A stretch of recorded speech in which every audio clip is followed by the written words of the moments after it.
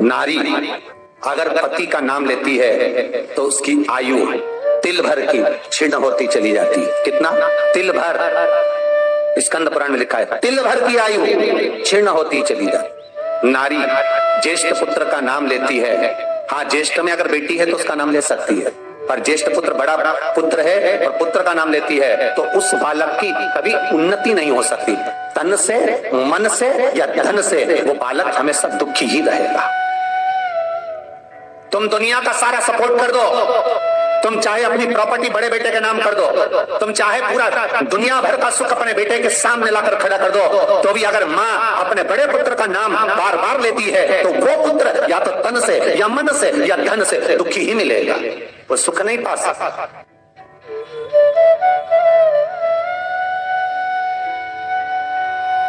और जिन जिन के घर में बड़ा पुत्र हो और बड़े पुत्र का नाम आप माताएं लेती हो तो उसकी दशा जरूर देख लेना एक बार। कथा गलत नहीं कह सकती, स्कंद पुराण कभी गलत नहीं जा सकती। आपके घर में भी अगर बड़ा पुत्र हो और पुत्र का नाम अगर आप ले रहे हो, हाँ ये जरूर है, अगर बेटी बड़ी और उसके बाद पुत्र बड़ा है तो वो ज्येष्ठ नहीं माना जाएगा। ध्यान रखना, ज्येष्ठ का मतलब होता है सबसे बड़ा पुत्र, उसके बाद सारे बच्चों का जन्म हुआ। क्योंकि बेटी अगर जन्म ले ली पहले फिर बेटा हुआ तो बेटी ज्येष्ठ कहलाएगी, बेटा नहीं कहलाएगा।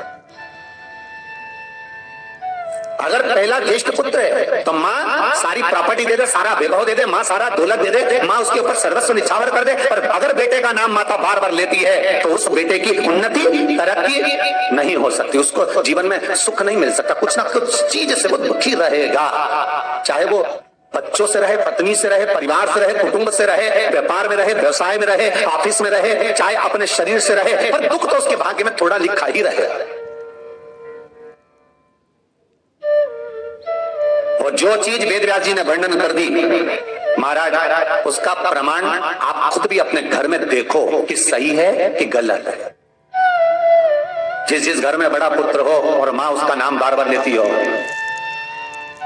बार बार लेती हो, उस पुत्र की दशा देखिएगा आप, तन मन और धन तीन तरह से। इसलिए निवेदन करूंगा मेरी माताओं से, आपका प्रेम बहुत है क्योंकि आपका बेटा बड़ा है, आपका पुत्र बड़ा है, आपका बहुत प्रेम है और बेटे का भी माता के प्रति बहुत प्रेम है, पर उस प्रेम में तुम्हारा जो संबोधन है बार बार नाम लेने का, उससे उसको तकलीफ हो सकती है। इसलिए निवेदन है, मेरे कृष्ण का नाम कृष्ण था पर यशोदा कभी कृष्ण नहीं बोली है, कभी नहीं, यशोदा कभी कृष्ण नहीं बोली।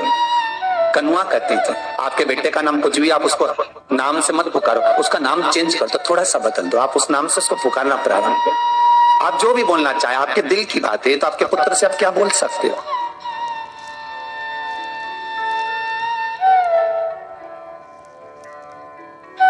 मेरी कौशल्या मैया राम को केवल राम ही कहती थी।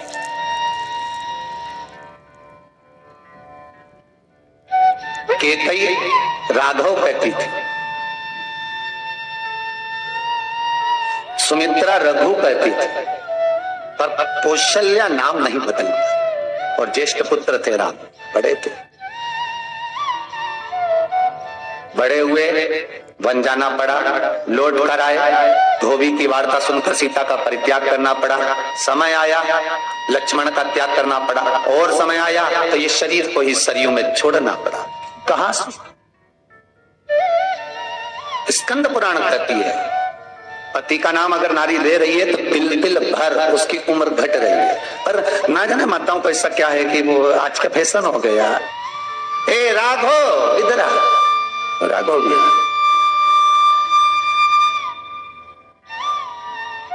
नाम लेने में तिल भर की आयु घट जाती। ज्येष्ठ पुत्र का नाम लेने में उसकी समृद्धि, उसका जो वैभव है, उसका जो सुख है वो घट रहा है।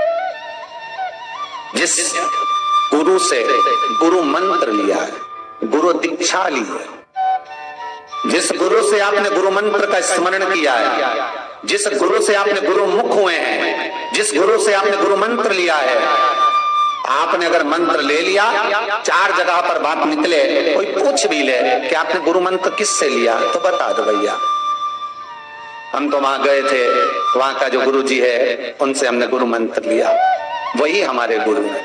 नाम का स्मरण ना करते उसकी पहचान बताने का प्रयास करो, वो ऐसे वो वैसे वो वहां रहते, उसका स्मरण।